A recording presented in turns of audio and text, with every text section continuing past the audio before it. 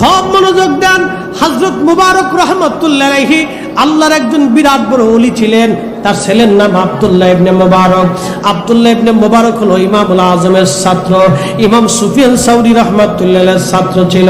তার বাবার নাম মুবারক রাহমাতুল্লাহ আলাইহি তুর্কির একজন ধনী ব্যক্তির গোলাম ছিলেন তিনি। এই তুরস্কের ধনী ব্যক্তি তাকে তুর্কি নিয়ে চলে গেল। বিরাট বড় বড় বাগান তার ছিল, ফলের বাগান, আনারের বাগান, আঙ্গুরের বাগান, আপেলের বাগান, খেজুরের বাগান, ফলের বাগান। একদিন মনিব তাকে ডাক দিয়ে বললেন, মোবারক, বহুদিন হলো আমি আনার খাই না, বাগান থেকে একটু টক আনার এনে দাও। হযরত মুবারক রাহমাতুল্লাহ আলাইহি বাগানে চলে গেলেন। বাগানে যাওয়ার পরে তিনি আনার নিয়ে আসলেন। আনার নিয়ে আসার পরে হযরত মুবারক রাহমাতুল্লাহ আলাইহি আনারের মালিকরে দিলেন। মালিক আনার খাচ্ছিলেন আর দেখে বলেন, মোবারক রে, তুই আনার আনলি, কিন্তু আনার টক না, মিষ্টি আনার আনলি।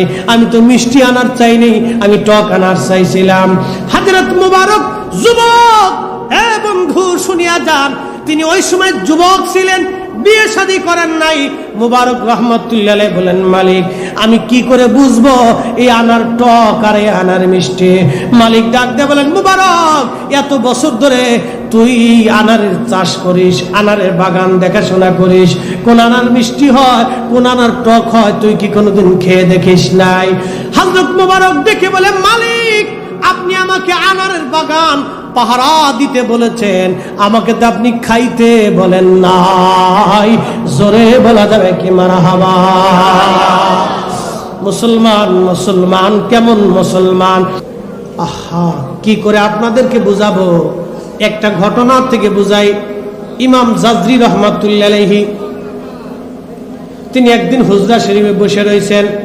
এমন সময় একটা যুবক আসছে, চুলগুলি তার এলোমেলো, দাড়িগুলি এলোমেলো, চুলগুলি লাল হয়ে গেছে, জুতা স্যান্ডেল নাই, কাপড় চুপড় এলোমেলো, তালিযুক্ত, খুবই দরিদ্র। ওনার এখানে এসে আসরের নামাজের সময় ঢুকলেন হুজরাতে। ঢুকার পরে অজু করে আসরের নামাজ পড়লেন, তসবিহ হাতে নিলেন। যুবক তসবিহ হাতে নিয়ে তসবিহ পড়তেছিলেন। হযরতে জাজরি রাহমাতুল্লাহ আলাইহি বলেন, দুনিয়ার মানুষে আমি ব্যতিব্যস্ত হয়ে গেলাম। বাদশার দরবার থেকে খবর আসলো, হুজুর আপনাকে বাদশা দাওয়াত করেছেন, রাতের খাবার বাদশার সাথে খেতে হবে। আমি যুবককে বললাম, যুবক রে, তুমি তো ইবাদতে মশগুল আছো, আসো আমার সঙ্গে বাদশার দরবারে, ভালো ভালো খাবার খেয়ে আবার আসবে। তখন যুবক দেখে বলল, হুজুর, বাদশার দরবারে আমার ভালো খেতে হবে না, আমাকে আপনি বাদশার দরবার থেকে গরম গরম হালুয়া নিয়ে আসবেন, আমি খাবো। হুজুর বললেন, এরে বেটা, আমি কি তোমার বাবার চাকর নাকি যে তোমার জন্য আমি খাবার নিয়ে আসব? এই কথা বলে উনি চলে গেলেন বাদশার দরবারে। রাত হয়ে গেল। বাড়ি ফিরে আসলে পরে দেখলেন ওই যুবক ওইখানে বসে বসে তসবিহ হাতে নিয়ে দুরূদ শরীফ পড়তেছে। তখন উনি বললেন, আমি যাই নামাজ বিছাই দিলাম। নামাজ শেষ করে আমি তসবিহ হাতে নিয়ে দুরূদ পড়তে লাগলাম। কিছু সময় পরে আমার ঘুম এসে গেল। ঘুম আসার পরে আমি স্বপ্নের মধ্যে দেখি রাহমাতুল লিল আলামিন জান্নাতের উচ্চ মাকামে 1,24,000 নবী রাসূলদেরকে নিয়ে আল্লাহর হাবিব বসে বসে মিটিং করতেছে। নবী আছে? আছে? না থাকলে স্বপ্ন কেমনে দেখায়? কথা বুঝেন না মনে হয়? না থাকলে স্বপ্ন কেমনে দেখায়? আপনি আপনার ভাতিজার একটু স্বপ্ন দেখান তো পারেন নাকি? যে হুজুরে কয় নবী আমরার মতো, ওই হুজুরকে জিজ্ঞেস করেন, হুজুর আমার নবী তো উম্মতকে এখনো স্বপ্ন দেখায়, তা আপনি একটু দেখান তো, প্রয়োজনে শয়তানদের সাথে করে নিয়ে আসেন, একটু দেখান। আল্লাহর হাবিব দেখে বলে, মান রাআনি ফিল মানামি ফাকাদ রালাহাক, রাওয়াহুল বুখারী। স্বপ্ন যদি আমাকে দেখের উম্মত, বাস্তবে আমি নবীকেই দেখছ। আমি নবী আসছি রে, ছবি আসি নাই, নবী আসছি, ছবি আসি নাই। মনোযোগ দেন। আল্লাহর নবী স্বপ্ন দেখলেন। হযরতে জাজরি নবীজিকে সালাম দিলেন, আসসালাতু আসসালামু আলাইকা ইয়া রাসূলুল্লাহ। যখন সালাম দিলেন, নবীজি ডান দিকে মুখ ঘুরাইলেন, আবার সালাম দিলেন, বাম দিকে মুখ ঘুরাইলেন, আবার সালাম দিলেন, ডান দিকে মুখ ঘুরাই দিলেন। হযরত জাজরি বললেন, ইয়া নবী আল্লাহ, আমাকে মাফ করবেন, ক্ষমা করে দিবেন। এই নালায়েকের কি অপরাধ? নবী গো, আমি আপনাকে সালাম দিচ্ছি, আপনি নবী আমার সালাম কবুল করতেছেন না। আল্লাহর নবী ধমক দিয়ে বলেন, রে জাজরি, আমার একজন আশেক তোমার হুজরায় বসে আছে, গরম হালুয়া খাইতে চাইছিল, তুমি হালুয়া না খাওয়াইয়া আমারে সালাম দিতে আইছো, আমি নবী তোমার সালামের জবাব নেব না। আল্লাহু আকবার। কি বুঝলেন? আশেকের খবর নবীর দরবারে আসে না নাই?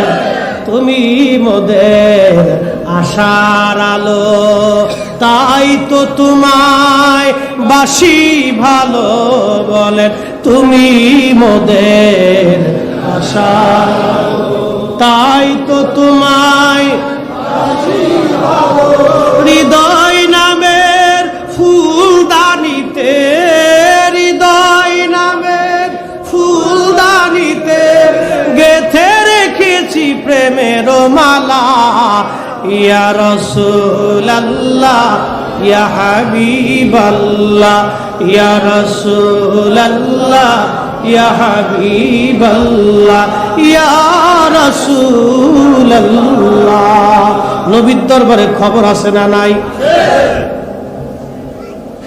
হালুয়া দেয় নাই। ইমাম জাজরির ঘুম ভেঙে গেল। আশ্চর্য, ঘুম ভেঙে যাওয়ার পরে ডাকতেছে, বন্ধু কোন জায়গায় গেলেন আপনি? খুঁজতেছি আপনাকে, আমি হালুয়া খাওয়াবো। কিছুক্ষণ পরে ওই আবেদ, ওই আশিকের রাসূল যুবক আসছে। যুবক এসে বললেন, হুজুর, 1,24,000 পয়গম্বর আলাইহিমুস সালাম আমাকে হালুয়া খাওয়াইতে বলছে বিদায়, আপনি আমাকে হালুয়া খাওয়াইতে চান, আপনার হালুয়া আমি খাবো না। জোরে বলেন না মারহাবা। আশেক যুবক কি কয়, 1,24,000 পয়গম্বর আমার হালুয়া খাওয়াইতে কইছে, এর লেগে খাওয়াবেন। তার মানে কি, ইমাম জাজরি যায় নামাজে শুয়ে শুইয়া হযরত জাজরি কি স্বপ্ন দেখে, আমার নবীর দরবারেও যেমন খবর, আশেক আল্লাহর ওলির দরবারেও তেমন খবর। জোরে বলা যাবে কি মারহাবা। আল্লাহর ওলিদের পাওয়ার আছে না নাই? এই বরকতটা কেমন? দুরূদ শরীফ পড়ার জন্য। কি পড়ার জন্য? দুরূদ শরীফ পড়বেন না ছাড়বেন? জোরে বলেন, পড়বেন। আল্লাহুম্মা পড়েন, আল্লাহুম্মা, হে আল্লাহ, সাল্লি আলা, দুরূদ পাঠাও তার উপরে, সাইয়্যিদানা, যিনি আমাদের সাইয়্যিদ, মাওলানা, যিনি আমাদের অভিভাবক, মুহাম্মদ ওয়া আলা আলে, আল্লাহ তুমি তার আহলের উপরে পাঠাও, সাইয়্যিদানা, যিনি আমাদের সাইয়্যিদ, মাওলানা, যিনি আমাদের অভিভাবক মাওলানা মুহাম্মদ, আল্লাহ তার উপরে দুরূদ শরীফ পাঠাও। দুরূদের প্রথম অংশে আল্লাহুম্মা, হে আল্লাহ, প্রথম অংশে আল্লাহর জিকির, এরপরে নবীর জিকির, প্রথমে আল্লাহর জিকির, এরপরে নবীর জিকির। আল্লাহ বলেন, ইদা যুকিরতু যুকিরতা মাই, ও নবী, আমি আল্লাহর জিকির যেইখানে হবে, আপনি নবীর জিকির সেইখানে হবে। হযরত ইমাম জালালউদ্দিন সুয়ুতি রাহমাতুল্লাহি আলাইহির সুন্দর একটা কারামত আপনাদেরকে শোনাই। একদিন ওনার ছাত্র ওনাকে এসে বললেন, হুজুর, আমার তো মন চায় আমি একটু মক্কা মদিনায় জিয়ারতে যাব, আমি উমরা করব, মক্কা মদিনায় জিয়ারতে যাইতে আমার মন চাচ্ছে। ইমাম সুয়ুতি রাহমাতুল্লাহি আলাইহি ফজরের নামাজের পরে মসজিদ থেকে বের হলেন। ছাত্রকে কিছু দূরে নিয়ে যেয়ে বলেন, বাবা একটু দাঁড়াও, তুমি কি মক্কা মদিনায় যাবা? বলে, হুজুর হ্যাঁ আমি যেতে চাই। হুজুর বললেন, ইমাম সুয়ুতি বললেন, বাবারে আমারও তো যেতে মন চায়, তাহলে হুজুর চলেন আপনি মক্কা মদিনায় সফরের জন্য বের হয়ে যাই। ইমাম সুয়ুতি বললেন, বাবারে তোমার কাছে একটা শর্ত দেই, আমার জীবদ্দশায় তুমি দুনিয়ার কারো কাছে আজকের ঘটনা বলবা না, আমরা এই মুহূর্তে মক্কা মদিনায় রওনা হয়ে যাব। হযরত ইমাম সুয়ুতির ছাত্র বলেন, হুজুর এটা কি করে সম্ভব? তখন ইমাম সুয়ুতি বলেন, বাবারে তোমার হাত আমি ধরবো, বিসমিল্লাহ বলে হাত ধরবো, তুমি চক্ষু বন্ধ করবা, চক্ষু খুলতে না বলা পর্যন্ত চোখ খুলবা না, যখন চোখ খুলতে বলবো তখন চোখ খুলবা। আমি তোমার হাত ধরে কয়েক কদম হাঁটতে থাকবো, যখন চোখ খুলতে বলবো তখন চোখ খুলবা, চোখ না খুলতে বলা পর্যন্ত চোখ খুলবা না। বলে হুজুর ঠিক আছে। ইমাম সুয়ুতী রাহমাতুল্লাহি আলাইহি বিসমিল্লাহ বলে ছাত্রের হাত ধরলেন। হাত ধরার পরে কিছুক্ষণ ছাত্র বলেন আমি কিছুক্ষণ হাঁটতে লাগলাম। হেঁটে কিছু দূর যাওয়ার পরে আমার উস্তাজুল মুতাবার ইমাম সুয়ুতী বললেন বাবা চোখ খোলো। ছাত্র ডেকে বলেন দুনিয়ার মানুষ রে, আমি চোখ খুলতে দেরি করলাম, চোখ খোলার পর সঙ্গে সঙ্গে দেখি আমি হারাম শরীফে খোদার ঘর কাবা শরীফের সামনে দাঁড়াই রইছি। তেলের গাড়ি তেলে চলে, হাওয়ার গাড়ি হাওয়ায় চলে, বিনা তেলে চালায় গাড়ি নবী সুলাইমান আমরা সেই মুসলমান, ঠিক না? আনআমাল্লাহু আলাইহিম মিনান নাবিয়্যিন والصديقين والشهداء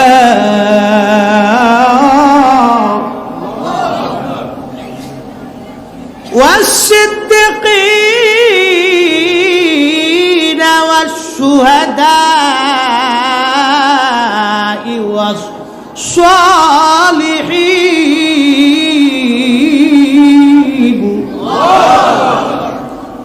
চালাও সে পথে যে পথে তোমার প্রিয়জন গেছেন চলি। অলিরা যেই পথে আমরাও চলবো বাবা সেই পথে, মানা না মানা আপনার হিসাব। তবে মনে রাখবেন ওই সমস্ত বড় বড় বুজুর্গ যারা লক্ষ লক্ষ হাদিস যাদের মুখস্থ ছিল, আমার মালিকের দয়া না থাকলে এত হাদিস মুখস্থ করতে পারে না বাপ। সিনার ভিতরে আল্লাহ জমা করেছিলেন, কল্পনা কি করবেন এই সিনাগুলি কতই না পাক ও সাফ ছিল।